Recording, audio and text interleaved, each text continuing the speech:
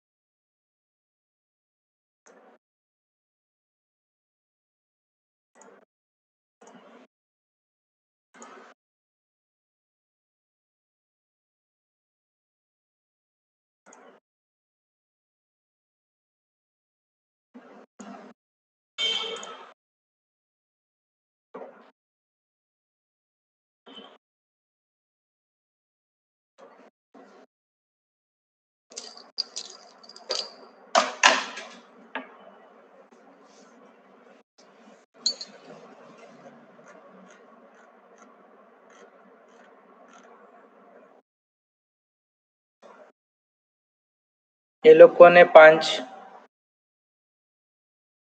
Roll number इसका है। ऐसे फॉर्मेट में ज्वाइन करो। कितने बार बोलूं रे मैं?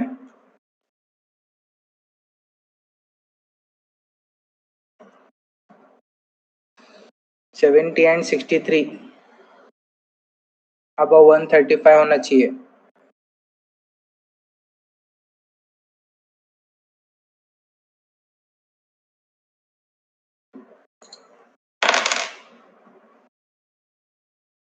फाइन।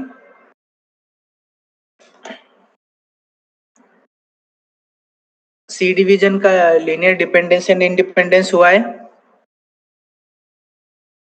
यस। म्यूट रखा है क्या मैंने? नहीं sir. Am I audible? Yes, sir, you are audible. हाँ, तो जी डिवीजन पे हुआ है क्या फिर?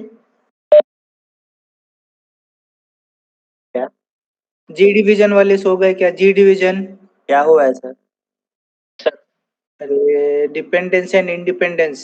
हाँ हुआ सर, पिछले हो लेक्चर गया सर कल। पिछले लेक्चर में एक के साथ हुआ था। सर वो मैट्रिक्स का बाकी है सर।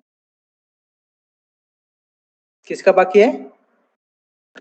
वो मैट्रिक्स का। क्या बाकी है? रैंक ऑफ मैट्रिक्स में के 2 पॉइंट बाकी है सर।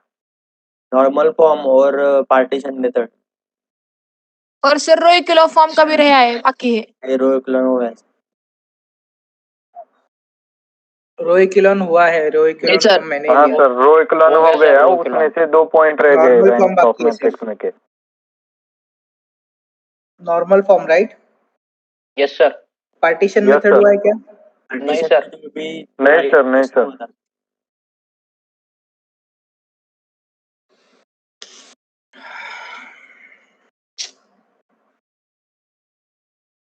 ठीक है।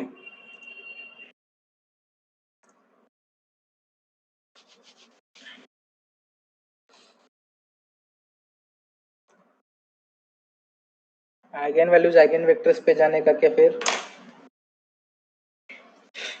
जी डिवीजन का लास्ट लेक्चर कौन सा है? Just wait a minute. टीजी मेट है सर। जी डिवीजन का ना? हाँ टीजी मेट। हाँ, जी डिवीजन तुम्हारा लास्ट लेक्चर मैं ले लूंगा। Okay sir. Okay sir, okay. ठीक है। हाँ, मैं लूंगा तुम्हारा लास्ट लेक्चर।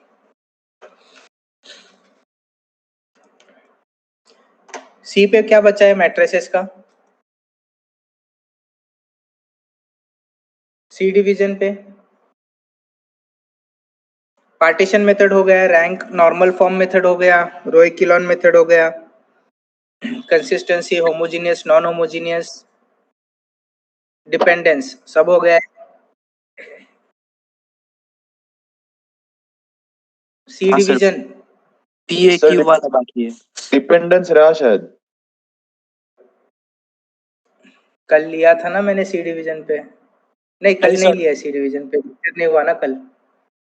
हाँ सर।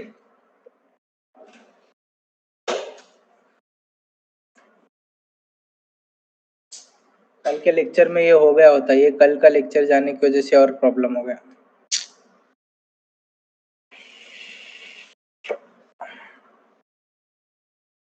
ठीक है, जी डिवीजन वाले ये एग्जांपल सॉल्व करो।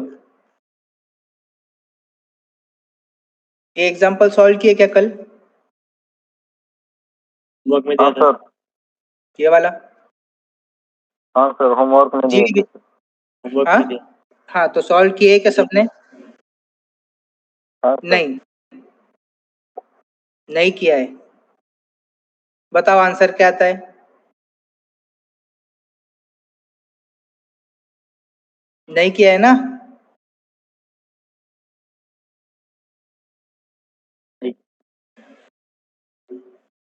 ये आंसर आता है उसका। ये एग्जांपल सॉल्व करो, जी डिवीजन।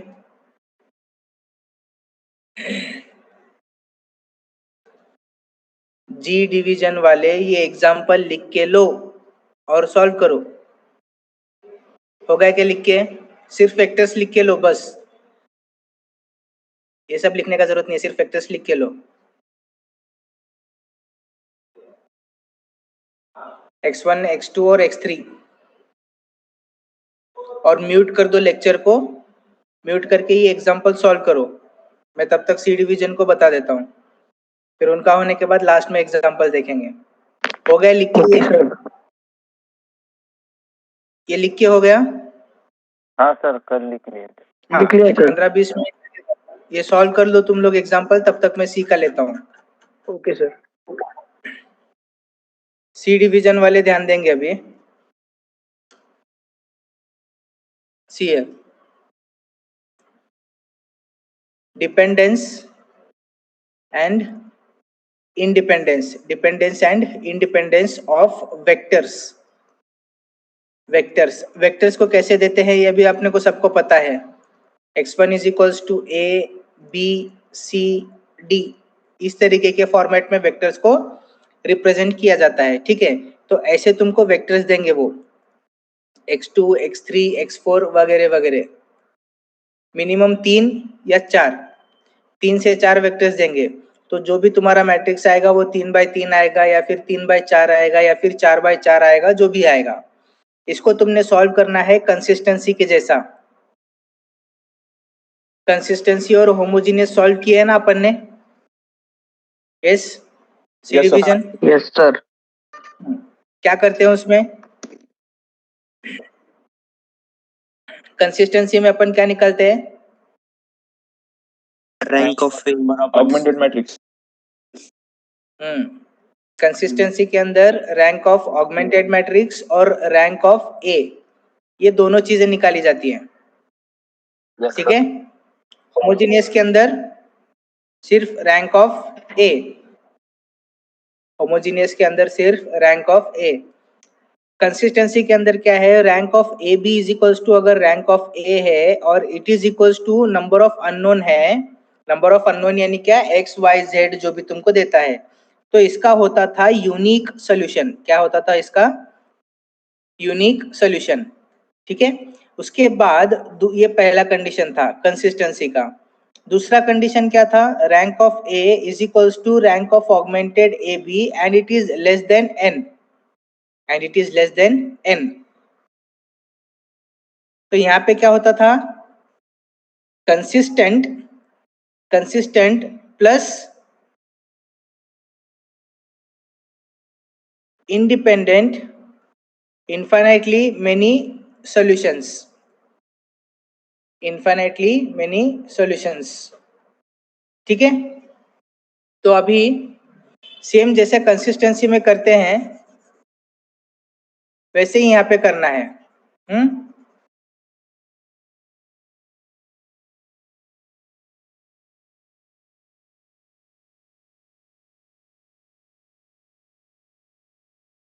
डिपेंडेंस के अंदर तुमको क्या करना है?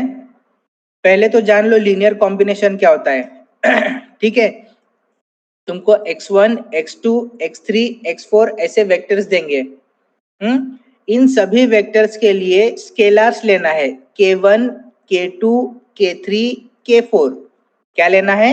स्केलर्स। स्केलर बोलते ना, स्केलर, स्केलर। और ये ऊपर वाले क्या हैं? ये वेक्टर्स है। ऊपर वाले क्या हैं? वेक्टर्स। नीचे वाले क्या हैं? स्केलर्स। अब तुमको इनका बनाना है लीनियर कॉम्बिनेशन। हर स्केलर एक वेक्टर को देना है, हर एक स्केलर हर एक वेक्टर को देना है। तो ये बनेगा k1 x1 plus k2 x2 plus k3 x3 likewise, and it is equal to 0। ठीक है, इट इज इक्वल टू 0। अभी डिपेंडेंस और इंडिपेंडेंस, डिपेंडेंस और इंडिपेंडेंस दोनों में ये चीज कॉमन आती है, दोनों में ये चीज कॉमन आती है।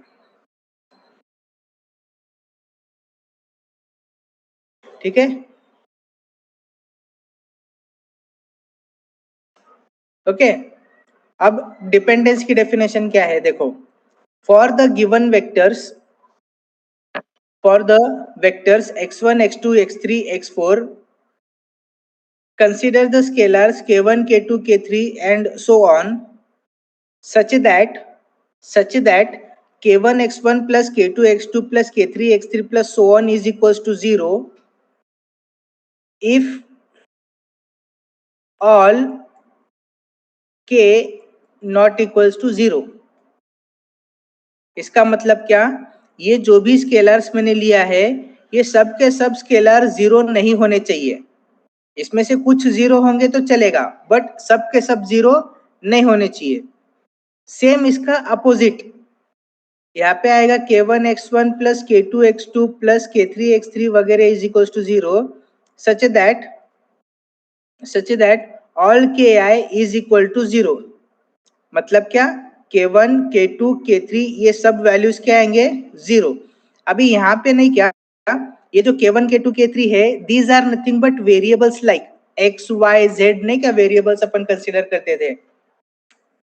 सेम वैसे ही ये लोग वेरिएबल्स का रोल प्ले करेंगे डिपेंडेंस के अंदर। See the definition, a set of r vectors x1 x2 x3 is said to be linearly dependent if there exist r scalars। r scalars मतलब क्या बोला था मैंने? अगर x1 है तो उसको स्केलर k1, x2 के लिए k2, xr के लिए kr, not all 0, not all 0 मतलब सब के सब 0 नहीं होने चाहिए, such that k1 x1 k2 x2 k3 x3 is equals to 0। ये हो गया डिपेंडेंस। इंडिपेंडेंस के अंदर पूरी डेफिनेशन सेम आएगी, सिर्फ यहाँ का नॉट हटा देने का, सिर्फ यहाँ का नॉट हटा देने का। देखो इधर, a set of r vectors x1 x2 x3 xr is said to be linearly independent if there exist r scalars such that this is equals to 0, then k1 k2 k3 all kr is equals to 0। वहां पे not all 0 था, यहाँ पे all are 0, यही एक फर्क है और ये लीनियर कॉम्बिनेशन है। ठीक है, एग्जाम्पल देखेंगे तो समझ में आ जाएगा, ज्यादा डेफिनेशन में अपने को डीप में जाना नहीं है, सिर्फ डेफिनेशन लिखना है। 1 मार्क के लिए लीनियर डिपेंडेंस या फिर इंडिपेंडेंस का डेफिनेशन पूछ सकता है, define linearly dependent and independent vectors, ऐसी डेफिनेशन 1 मार्क के लिए आ सकती है। ठीक है, तो एग्जाम्पल देखो, examine for linear dependence or independence of vectors। if dependent find the relation between them, मतलब अगर वो डिपेंड करते हैं एक दूसरे के ऊपर, अगर एक दूसरे के ऊपर डिपेंड कर रहे हैं, रिलाई कर रहे हैं, मतलब उन दोनों के बीच में कुछ ना कुछ रिलेशन होना ही चाहिए। अगर डिपेंड नहीं करते हैं, टोटली सब लोग अपने अपने अलग अलग हैं, तो मतलब there will not be any relation between any of the vector. समझ में आ रहा है? अगर उसमें से कोई एक या दो वेक्टर भी डिपेंडेंट है तो उनके बीच में रिलेशन आएगा। अगर टोटल इंडिपेंडेंट है, मतलब कोई भी वेक्टर किसी भी वेक्टर पे डिपेंड नहीं है, तो वहां पे रिलेशन एग्जिस्ट नहीं होगा, क्योंकि वहां पे ट्रिवियल सोल्यूशन आएगा। ट्रिवियल सोल्यूशन मतलब क्या? k1 k2 k3 सभी का वैल्यू क्या आ जाएगा? 0। सो रिलेशन फॉर्म करने का चांस नहीं है। तो सबसे पहले क्या करने का, इसको लीनियर कॉम्बिनेशन लिखने का। देखो दोनों भी डेफिनेशन में linear combination is equal to 0 consider करना है, चाहे वो डिपेंडेंस चेक करना हो चाहे इंडिपेंडेंस। तो जो भी चेक करना हो शुरुआत होगी अपनी लीनियर कॉम्बिनेशन के साथ। लीनियर कॉम्बिनेशन यानी क्या, ये वाला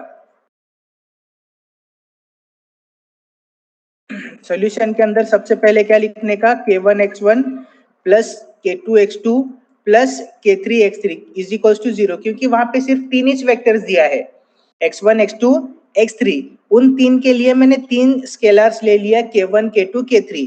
अब क्या करने का, k1 लिख के x1 का वैल्यू, अब x1 का वैल्यू क्या दिया है, 1 1 minus 1 1 1 minus 1 plus k2 times x2 का वैल्यू, x2 का वैल्यू डालना है। x2 का वैल्यू क्या है, 2 3 माइनस 5, तो आएगा 2 3 minus 5 plus k3 times x3 यानी x3 का वैल्यू क्या है, 2 माइनस 1 और 4, 2 माइनस 1 4, और ये क्या होना चाहिए, इज इक्वल टू 0। अब क्या करेंगे, ये जो बाहर स्केलर है वो अंदर, जैसे अपन मैट्रिक्स के अंदर सभी एलिमेंट को मल्टीप्लाई करते कि नहीं, सेम वैसे ही यहाँ का स्केलर अंदर के सभी वेक्टर के कंपोनेंट्स को मल्टीप्लाई करने का, ऐसा। तो ये क्या आ जाएगा, यहाँ पे k1, यहाँ पे k1, यहाँ पे माइनस k1 प्लस यहाँ पे क्या आएगा, 2k2 3k2 minus 5k2 plus यहाँ पे क्या आएगा, 2k3 minus k3 2k3 minus k3 और 4k3। ठीक है, अभी क्या करेंगे, करस्पॉन्डिंग पोजीशन एलिमेंट्स ऐड करने का, ये और ये। तो इधर क्या आएगा, k1 और इधर का पहला कंपोनेंट है 2k2, तो प्लस 2k2, और यहाँ का पहला कंपोनेंट क्या है, 2k3, तो 2k3, ये होगा पहला कंपोनेंट। अभी दूसरे कंपोनेंट्स ऐड करो, इधर का पहला क्या है, k1, दूसरा कंपोनेंट आएगा 3k2 और तीसरा कंपोनेंट माइनस k3, राइट। फिर तीसरा कंपोनेंट क्या आएगा, माइनस k1, यहाँ पे माइनस 5 और plus 4k3 is equal to, अभी यहाँ पे चाहे स्केलर हो चाहे वेक्टर हो, 0 का वैल्यू चेंज होता है क्या, मैं उस 0 को ऐसा लिख सकता, 0 scalar is nothing but 0 vector. Yes sir. Right, तो अब क्या करेंगे, दोनों भी वेक्टर्स क्या है, इक्वल है। दोनों वेक्टर्स इक्वल कब होते हैं, जब उनके करस्पॉन्डिंग पोजीशन वाले कंपोनेंट्स सेम है या फिर इक्वल है। तो इसका मतलब पहला इक्वेशन मिलेगा k1 plus 2k2 plus 2k3 is equals to 0। दूसरा इक्वेशन मिलेगा k1 plus 3k2 minus k3 is equal to minus k1 minus 5k2 plus 4k3 is equals to 0, बराबर। अभी इसको मैट्रिक्स फॉर्म लिखेंगे,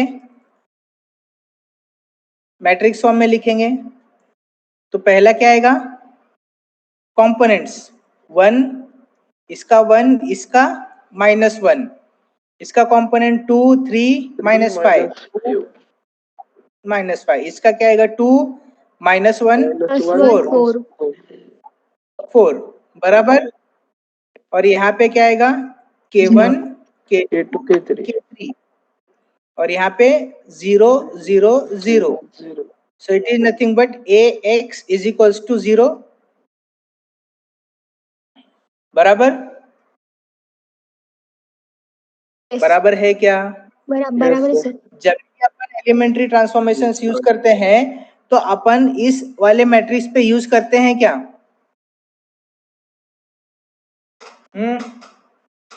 नहीं sir. Elementary row column transformation जब अपन करते हैं तो कांस्टेंट वाले मैट्रिक्स पे, सॉरी वेरिएबल वाले मैट्रिक्स पे यूज नहीं करते, तो मेरे को सिर्फ ए पे ही करना है, राइट। अभी यहाँ पे भी कुछ करके मुझे मिलना है क्या, कि सभी एलिमेंट्स क्या है, 0 है। समझ में आ रहा है क्या, यहाँ पे अपन नहीं कर सकते, यहाँ पे करके अगर मैंने R2 minus R1, 2R1 minus R3, R3 minus 5R1 कुछ भी कर दूं तो सब 0 माइनस 0, 0 प्लस 0 मतलब सब 0 ही रहना है। तो इन दोनों पे कुछ भी ऑपरेशन करने का जरूरत नहीं है, सिर्फ ए वाला मैट्रिक्स उठाएंगे, कोएफिशिएंट मैट्रिक्स 1 2 2 1 3 -1 -1 -5 और 4।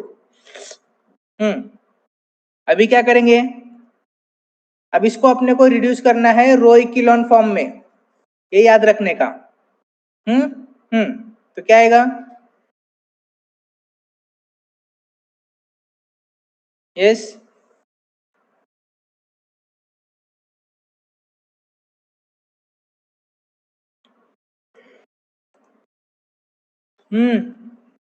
बताओ जल्दी।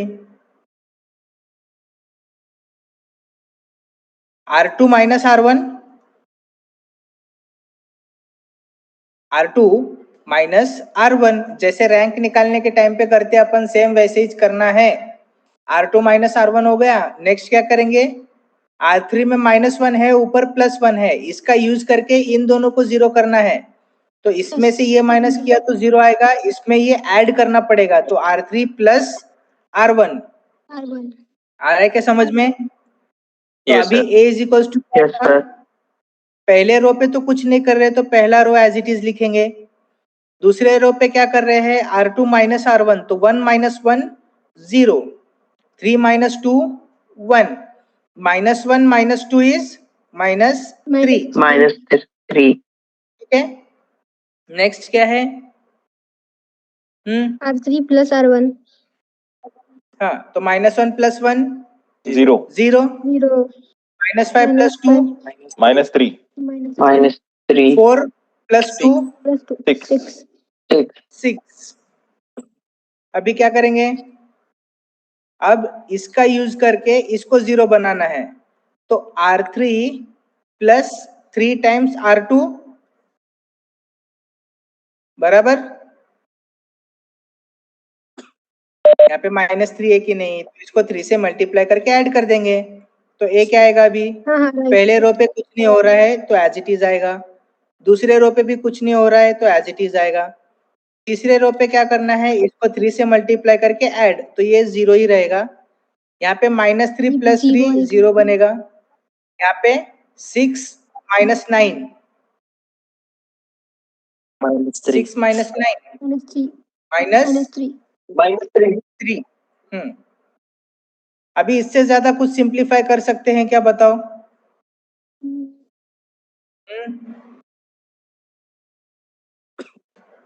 इससे ज्यादा और कहीं पे R3 माइनस R2 कर दिया, R3 माइनस R2, देखो अगर R3 माइनस R2 कर दिया तो ये -3 प्लस 3 तो 0 बन जाएगा, नो डाउट, बट यहाँ पे 0 -1 आ जाएगा ना, तो वापस ये वाला रो नॉन जीरो बनेगा, क्योंकि पूरे रो में अगर एक भी एलिमेंट नॉन जीरो है तो वो पूरा रो नॉन जीरो है, और अपने को इसको क्या करना है, रो इक्विलॉन फॉर्म में करना है, नॉर्मल फॉर्म पे नहीं कन्वर्ट करना है।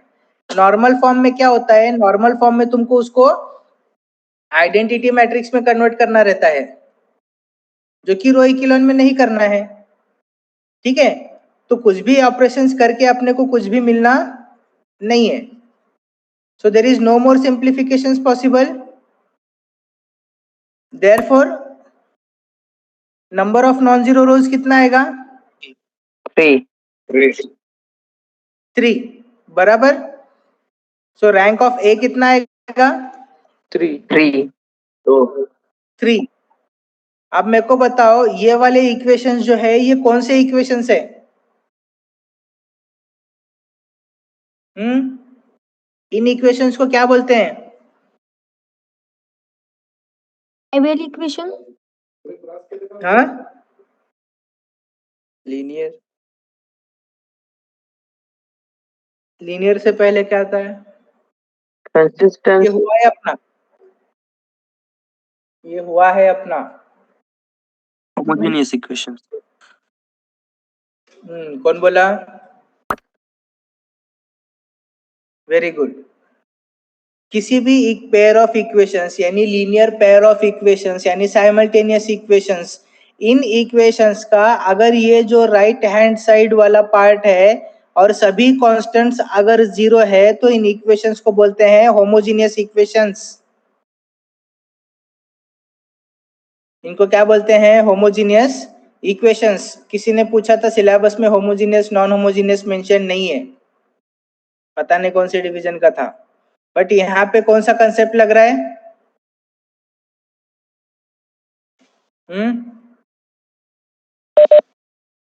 कौन सा कंसेप्ट लग रहा है? होमोजेनियस। तो होमोजेनियस में क्या कंडीशन है? राइट हैंड साइड में सभी 0। Rank of A is equals to अगर n रहेगा तो rank of A is equals to n रहेगा तो क्या होता है सॉल्यूशन? ट्रिवियल सॉल्यूशन होता है। याद है कि भूल गए?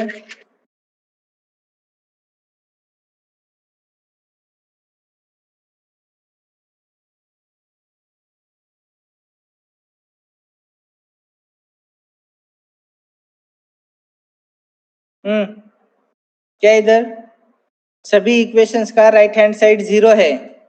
राइट हैंड साइड अगर 0 है तो कोएफिशिएंट मैट्रिक्स उठाने का, उसको रो इक्विलॉन फॉर्म में कन्वर्ट करने का, रो इक्विलॉन फॉर्म में कन्वर्ट करने के बाद उसका रैंक चेक करो, रैंक 3 है। अगर रैंक 3 है which is equals to number of variables, मतलब यहाँ पे x y z 3 वेरिएबल्स दिया था और रैंक भी कितना आया? 3। सो इसका होता है ट्रिवियल सॉल्यूशन। ट्रिवियल यानी क्या? सब वैल्यूज 0। ये मैंने ट्रिवियल सॉल्यूशन एक्सप्लेन भी किया था कि ट्रिवियल कैसे आता है। और दूसरा कंसेप्ट है जब तुम्हारा रैंक नंबर ऑफ वेरिएबल से कम आता है, यानी वेरिएबल सपोज यहाँ पे 4 दिया था उसने और रैंक आया 2, तो number of variables minus rank करना है, n minus r independent solutions. So 4 minus 2 यानी 2 इंडिपेंडेंट सॉल्यूशंस। तो ये W के फॉर्म में लिख के दिखाया था मैंने, क्या याद है और क्या करते हैं क्या मालूम नहीं। तो ये होमोजेनियस इक्वेशंस है, इनको मैट्रिक्स फॉर्म में लिखा, कोएफिशिएंट मैट्रिक्स उठाया, रो इक्विलॉन फॉर्म में कन्वर्ट किया, तो सेम होमोजेनियस का कंसेप्ट ही फॉलो करना है इधर। नंबर ऑफ नॉन जीरो रोज 3 है तो रैंक आ गया 3, which is equals to number of unknowns. Number of unknowns. Does it have trivial solution? Does it have trivial solution? Therefore k1 is equals to k2 is equals to k3 is equals to क्या आएगा? 0. तो linear combination है, there exist scalars such that all are 0. Therefore given vectors are independent. सबके सब का मतलब क्या? किसी का किसी से लेना देना नहीं है, that means they all are independent. अगर डिपेंडेंट है तो रिलेशन बनेगा, इंडिपेंडेंट है तो सब के सब 0 आएंगे। क्लियर है सबको? Yes, sir. Yes. जो भी पीपीटी या फिर जो भी वर्ड है या फिर जो भी शेयर करता तुम लोग को पीडीएफ, उसका प्रिंट निकाल लिया करो, भले ब्लैक एंड व्हाइट प्रिंट निकाल के पढ़ा करो, उसको सॉल्व कर लिया करो। कौन सा कंसेप्ट कहाँ लगेगा पता नहीं। अभी मैंने होमोजीनियस नॉन होमोजीनियस सिखाया था, तब उस टाइम पे मैंने बोला था राइट हैंड साइड में सभी 0 रहेगा तो होमोजीनियस है, सब साइड राइट साइड पे अगर नॉन 0 है तो ये नॉन होमोजीनियस है, और नॉन होमोजीनियस वाले अपन एडजॉइंट मेथड से ऑलरेडी सॉल्व किए। अब बारी आती है होमोजीनियस वालों की, तो होमोजीनियस वाले जो है वो अपन होमोजीनियस में भी सॉल्व किए, और वही मेथड यहाँ पे कंसिस्टेंसी में लगी, फिर उसके बाद यहाँ पे भी लग रही है, डिपेंडेंस एंड इंडिपेंडेंस। आ रहा है समझ में? Yes, पहले sir. वेक्टर्स लिख के लेने का, गिवन वेक्टर्स लिख के लेने का, उसके बाद लीनियर कॉम्बिनेशन लिख के लेने का, लीनियर कॉम्बिनेशन में x1 x2 x3 का वैल्यूज डालने का, वैल्यूज डालने के बाद ये बाहर वाले k को अंदर मल्टीप्लाई करके लेने का, उसके बाद करस्पॉन्डिंग पोजीशन कंपोनेंट्स को ऐड करने का, यानी इधर का पहला कंपोनेंट, इधर का पहला कंपोनेंट, इधर का पहला कंपोनेंट, ये सब होने के बाद में जो 0 है उसको वेक्टर के फॉर्म में लिखने का, इन वेक्टर्स को इक्वेट करने का, तो 3 अलग अलग इक्वेशंस मिल जाएंगे। फिर उसको मैट्रिक्स फॉर्म में लिखने का, उसका ए यानी कोएफिशिएंट मैट्रिक्स लिखने का, उसको रो इक्विलॉन फॉर्म में कन्वर्ट करना है बाय यूजिंग रो ट्रांसफॉर्मेशंस। रो इक्विलॉन पे कन्वर्ट करना है मतलब अपर ट्रायंगुलर यानी मेन डायगोनल के नीचे वाले एलिमेंट्स को 0 करना है, मेन डायगोनल के नीचे वाले एलिमेंट्स को 0। तो इतना ही 0 पॉसिबल था, इसको 0 करना पॉसिबल नहीं हो रहा था, क्योंकि अगर इसको 0 करने जाऊं तो इधर 1 आएगा, तो by default number of non zero रोज 3 ही रहेगा। इसके लिए रैंक ऑफ मैट्रिक्स आ गया 3, which is nothing but number of unknowns. अगर जितना रैंक है उतने ही अननोन है होमोजीनियस में, तो ट्रिवियल सोल्यूशन रहता, जितने अननोन उतना ही रैंक, तो ट्रिवियल सोल्यूशन होमोजीनियस में। होमोजीनियस यानी क्या, सभी इक्वेशन का राइट हैंड साइड 0, ये हमेशा याद रखेंगे। ट्रिवियल सोल्यूशन मतलब क्या, जो भी वेरिएबल्स है, जो भी अननोन है, सबका वैल्यू 0 आएगा, सबका वैल्यू क्या आएगा, 0। So therefore given vectors are independent. Is it clear? Yes sir. Yes, sir. Yes sir. हाँ, ये जो दूसरा केस है ये डिपेंडेंस के लिए यूज होगा। जो होमोजीनियस का जो दूसरा केस है ना, वो डिपेंडेंस के लिए यूज होगा। यानी अगर डिपेंडेंट है, रैंक अगर कम आ रहा है मतलब वो डिपेंडेंट है, अगर डिपेंडेंट है तो उनके बीच में रिलेशन आएगा। ठीक है, किधर गया, हाँ ये देखो दूसरा क्वेश्चन, ऐसे लीनियर कॉम्बिनेशन लिखा, वेक्टर्स लिखा, वेक्टर्स अंदर मल्टीप्लाई करके लिया है, वेक्टर्स मल्टीप्लाई करने के बाद में क्या किया, करस्पॉन्डिंग एलिमेंट्स के अंदर मल्टीप्लाई किया, जैसे k1 को मल्टीप्लाई किया, k2 को सबको मल्टीप्लाई किया, k3 को मल्टीप्लाई किया, वैसे ही k4 को मल्टीप्लाई किया। फिर मल्टीप्लाई करने के बाद इन लोगों को इक्वेट किया, तो ये पहला इक्वेशन देगा, दूसरा, तीसरा और चौथा, 4 इक्वेशंस मिल जाएंगे। 4 इक्वेशंस मिलने के बाद मैट्रिक्स फॉर्म लिखने का, Ax = 0 ऐसा। अब यहाँ पे मैंने तभी बताया पहले क्वेश्चन में, जब भी अपन कॉलम ट्रांसफॉर्मेशन, रो ट्रांसफॉर्मेशन करते हैं, तो जो भी वेरिएबल वाला मैट्रिक्स है उसके ऊपर एक भी ऑपरेशन परफॉर्म नहीं करते हैं। It is strictly prohibited to use any of the operation on the matrix of variables. और रही बात कॉन्स्टेंट्स वाले की, जो ऑगमेंटेड यहाँ पे दिखा रहा है ना, वो ऑगमेंटेड लेने का जरूरत नहीं है, सिर्फ ए लेने का, कोएफिशिएंट मैट्रिक्स ए, ये वाला ऑगमेंटेड लेके जरूरत नहीं, क्योंकि यहाँ पे सब 0 0 0 0 है। तो तुम इनको ऐड करो, मल्टीप्लाई करो, मल्टीप्लाई करके ऐड करो, मल्टीप्लाई करके सब्ट्रैक्ट करो, जो करना है वो करो, but value will remain always 0 only. देखो लास्ट तक सब 0 0 0 0 0 0 ही आ रहा है, तो इसको लिखने का कोई जरूरत है ही नहीं, सिर्फ ए लिखने का। A = कोएफिशिएंट मैट्रिक्स, उसके ऊपर ट्रांसफॉर्मेशंस यूज करने का, उसका रैंक कितना आ रहा है, 4 आ रहा है। Hence the system has trivial solution, मतलब 4 ही अननोन थे, 4 और रैंक आ रहा है, तो सभी वेरिएबल की वैल्यूज क्या आएगी, 0। ठीक है, ये मैंने शेयर किया है नोट्स, तुम लोग को प्रैक्टिस कर लेना उसमें से। एग्जामिन फॉर लीनियर डिपेंडेंस और independence of the following vectors, same वैसे ही लीनियर कॉम्बिनेशन लिया है, वेक्टर का वैल्यू डाला है, मल्टीप्लाई करके लेंगे, अलग अलग 3 इक्वेशन बनाएंगे, मैट्रिक्स फॉर्म में लिखेंगे, मैट्रिक्स फॉर्म में लिखने के बाद कोएफिशिएंट मैट्रिक्स उठा के लेने का, उसके ऊपर रो ट्रांसफॉर्मेशंस करके उसको रो इक्विलॉन फॉर्म में कन्वर्ट करने का, उसका रैंक चेक करने का, रैंक कम आ रहा है वेरिएबल से, तो number of unknown minus rank यानी n minus r independent solutions, तो 3 - 2 यानी कितना, एक इंडिपेंडेंट सॉल्यूशन आएगा। तो ये दोनों इक्वेशंस को लिख के लेने का, ये इक्वेशंस किधर से आए, ये इधर से आए, k1 2k2 3k3 = right hand side पे 0, यहाँ पे क्या है k2, क्योंकि k1 का कंपोनेंट 0 है, तो यहाँ पे आएगा k2 + k3 = 0, और तीसरा इक्वेशन आएगा ही नहीं क्योंकि पूरा 0 है। हो गया, तो अब इसके ऊपर क्या करने का, k3 को एक पैरामीटर दे देने का, एक k2 = क्या आएगा, -k3, या फिर k3 = k2 -k2, K3 को मैंने एक आर्बिट्री वैल्यू T दे दिया, तो वो T का वैल्यू K3 के जगह पे डालते जाने का, तो ऐसा सोल्यूशन मिलेगा। Since K1, K2, K3 are not all zero, the vectors are linearly dependent.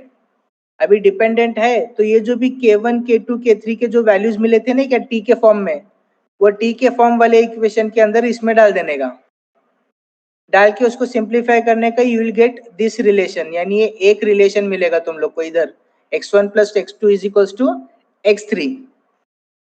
ठीक है, चेक कर लो एक बार, समझ में आएगा। जी डिवीजन का लास्ट लेक्चर 3 से 4 का मैं लूंगा। जी डिवीजन है क्या जिंदा? Yes, sir. यस सर, जिंदा है। Yes, sir. जिंदा है सर। हाँ, तो लास्ट Yes, sir, लेक्चर जिंदा लेते है। हैं। लास्ट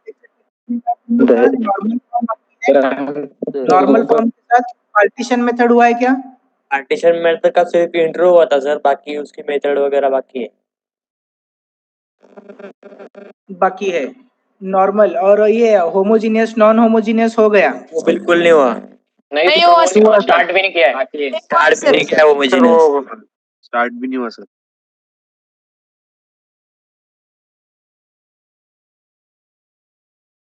आवाज कट कट के आ रहा है, मुझे कुछ भी नहीं समझ रहा नहीं है। हुआ है सर। नहीं हुआ सर, नहीं हुआ। होमोजेनियस नहीं हुआ, और आपने बाद में नहीं हुआ है। कंसिस्टेंसी लिया था थोड़ा बस। ठीक है, होमोजीनियस नॉन होमोजीनियस नहीं लिया है, नॉर्मल फॉर्म भी बाकी है, बराबर। हाँ सर। एक मिनट रुको, कल वेडनेसडे है ना? Yes sir. Yes sir. तुम्हारा क्या है जी का?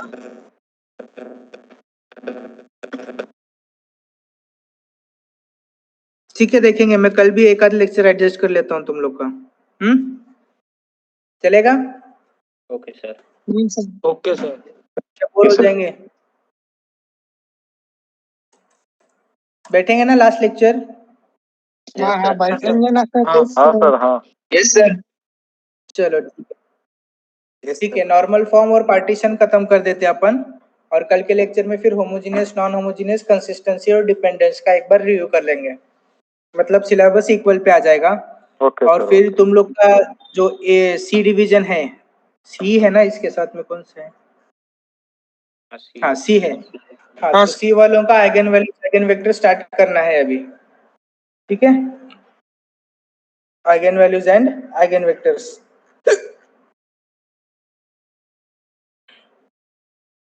चलो ठीक है, should I end up then? Okay sir. तो मैंने नोट्स Yes, शेयर sir. किया है ना, डिपेंडेंस इंडिपेंडेंस वाला। हाँ सर। हाँ सर, कर दिए। डिपेंडेंस इंडिपेंडेंस, हाँ वो प्रैक्टिस कर लो एक बार। ठीक है, रीड कर लो सी डिवीजन, और अभी तक जितना भी चीजें हुई हैं सब चीजें अच्छे से नोटबुक में लिख के ले लो, तो तुम्हारी नोटबुक भी कंप्लीट हो जाएगी और प्रैक्टिस भी हो जाएगी और पढ़ाई भी हो जाएगा। Okay sir. ओके, चलो Sir. Bye then.